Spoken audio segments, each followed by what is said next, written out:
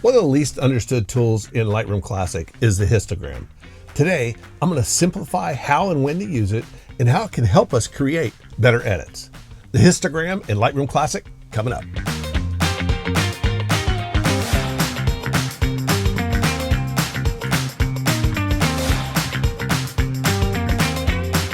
Hi, I'm Terry Vanderheiden. As photographers, we've been seeing the histogram for years. It's attached to every single image we shoot. We can consult it in the field while shooting and it again later inside of Lightroom Classic.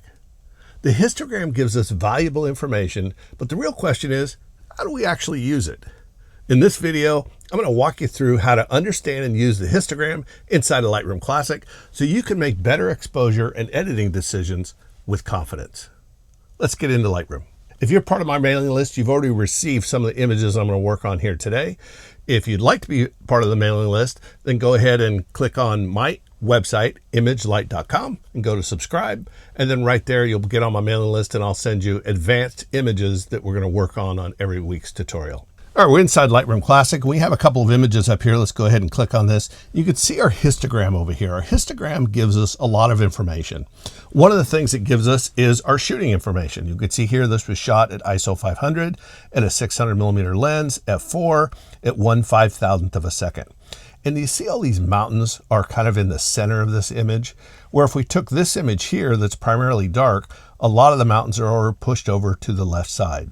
So when you're looking at these images, I want you to kind of consider this histogram being this side over here on the left is for dark, and over here on the right is for light. So dark, 4-letter word, light, and on the right is a 5-letter word. So that's how you remember that on this side is where you're going to work with the highlights, and over here is where you're going to work with the shadows. So if we go to the develop module, it's almost identical, but it's just slightly different. You can see these little triangles that are up here, and what those are clipping warnings. So those allow you to see if something is going to be too black or too white. And also watch when I scroll over this. See, this area turns gray, light gray. There's another section. That's a section.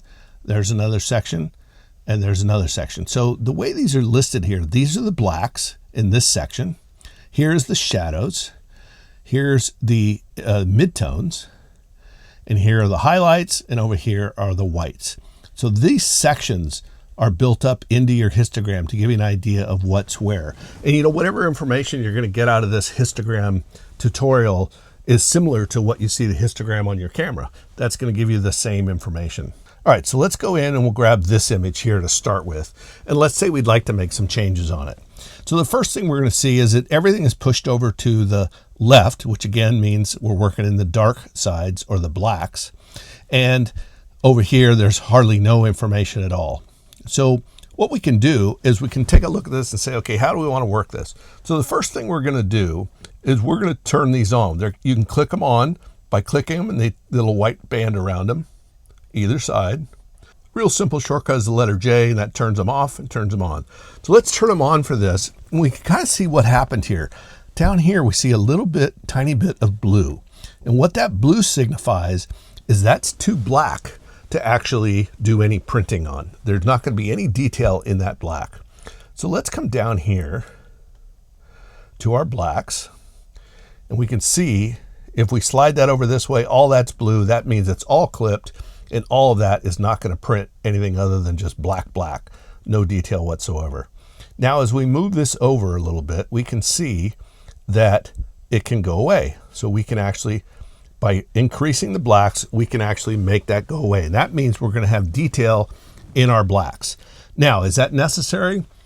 You know, sometimes it is and sometimes it's not. So in this case, we'll leave it like this here and just have just a little tiny bit of dead black in there. And it's going to be personal preference. A lot of people say you don't want to have any parts that are clipped, and I don't agree with that because there are some times that things need to be absolutely white or absolutely black. As we go over here, we see our whites, and we can start looking at those. So if we bring those over, oh, look at that. When we slide it over, all those spots turn red, and that means that those areas are clipped and will not print anything other than the paper white that it's printed on. So you got to be careful with the highlights. So let's go ahead and bring those up until that red goes away. So now what we've done here is we've set our black point and our white point. Now what we want to do is we want to look and see what we can do with our shadows. So let's go ahead, and when I say lift the shadows, that means we're going to put a little more light in the shadows, and we can actually bring this up. If we go over here, you can see it kind of turns the monkey a little gray. We don't want that. Probably right about there looks good. And then same with the highlights. How are our highlights? If we really bring them over, we're going to start bringing in those highlights again. So we want to bring them back just a little bit. So this is the typical way that you're going to work on this. Blacks, whites first, and then on up to exposure. Now exposure, we can start deciding what it is we want to do with this. We can bring it over. You can change the whole thing. That's kind of a global type of a thing. That's going to change the entire exposure of this. But let's just leave it there for now. Now look at this histogram. This histogram has changed rapidly because what we've done is we have set our black point and our white point, and now we've kind of spread those tones throughout the whole image, which is sometimes what you want to do to get a more usable image. Now in this case here, as we zoom up, we can see that there is some black inside. So it always make a point to move it up. And let's go ahead and bring that back a little bit.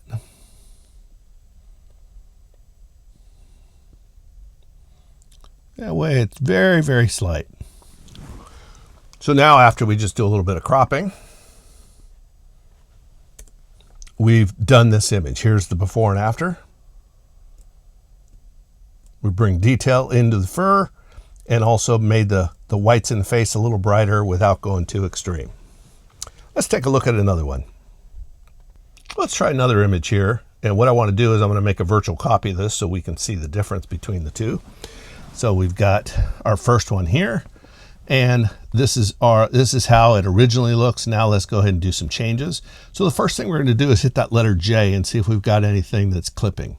Wow, look at that, the whole sky is clipping. So we need to take our highlights and slide that back down so that all that red goes away. So now we know that the red has gone away, but we don't see any blue, so let's go ahead and take our blacks and do a little bit of darkening. We see we can bring up a little bit of the very dead black down in this area, not a problem. Maybe a tiny bit over in this area as well. So now we've done that. Now what we can do is we can look at our shadows and decide, do we want to do anything more with the shadows? We bring the shadows down, it's all a little bit too dark. If we bring them up, then we're just bringing everything up just a little too much. I think we'll just leave them right around 0 is fine. Highlights we've already worked with. Now let's go ahead and take a look at our contrast. So if we want to bring a little more contrast into this image, we'll make the blacks a little blacker and the whites a little brighter. So here, it's okay for this sun to be red because that's the sun. That's going to be white. That's going to print as white. But we can bring this contrast up quite a bit. And then our exposure, we can alter the exposure by darkening it just a little bit. So now what we've got is we can see all the greenery and we can see all of our darks. The absolute blacks are the ones that are in blue, and we don't have any absolute white, which is great. So let's compare this to our original. Let's look at our histogram, get a vision for what that looks like, and let's click over here. And see what we did is we moved, I'm going to toggle between those two histograms. So we've moved a lot of our tones over to the left on our one that we're working on, and on this one here, it centers back over. So that gives us a guide. Another thing that it does is it also has the ability to check our color, for instance. So watch when I bring this over. You can see at the histogram, each pixel that this magnifying glass is on is going to give us a different color. So if we were going to alter the color, we could take our eyedropper tool. And remember, this eyedropper tool is a balancing tool, right? This tool is meant to find something gray or neutral to balance this whole image. So for instance, if we were to click on this green, for instance, see, that would change the whole aspects of the color, right? So let's not do that. Let's take our eyedropper tool and see if we can find a gray in here. And the way you can find the gray is at the bottom of this target area, you can see that you want to find an area where those numbers are almost identical all the way across, the red, green, and the blue. So we'll just kind of move this around a little bit till we get something that's fairly close.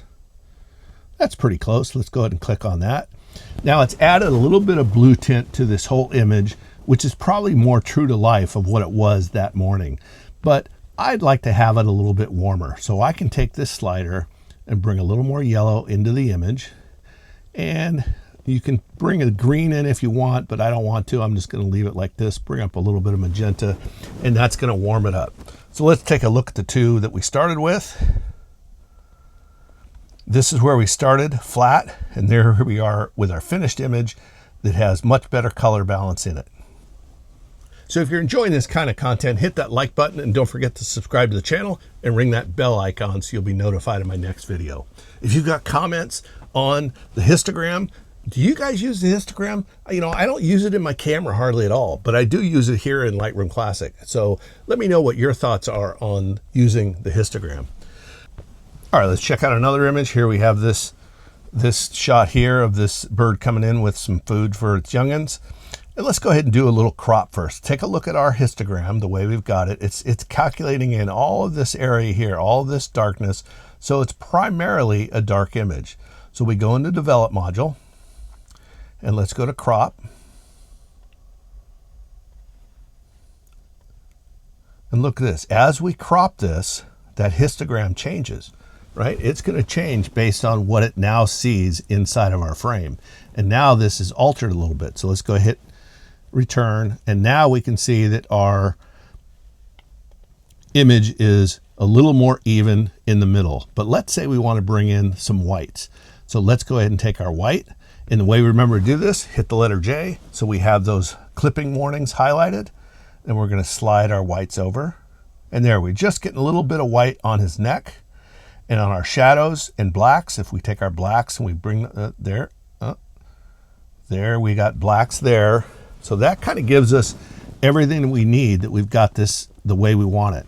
Now what we want to do is we want to take our highlights. You can see here when we zoom up, not a lot of detail in these feathers. So let's go ahead and bring our highlights back down and see if we can get a little more detail. Look at that, a little more detail in the feathers.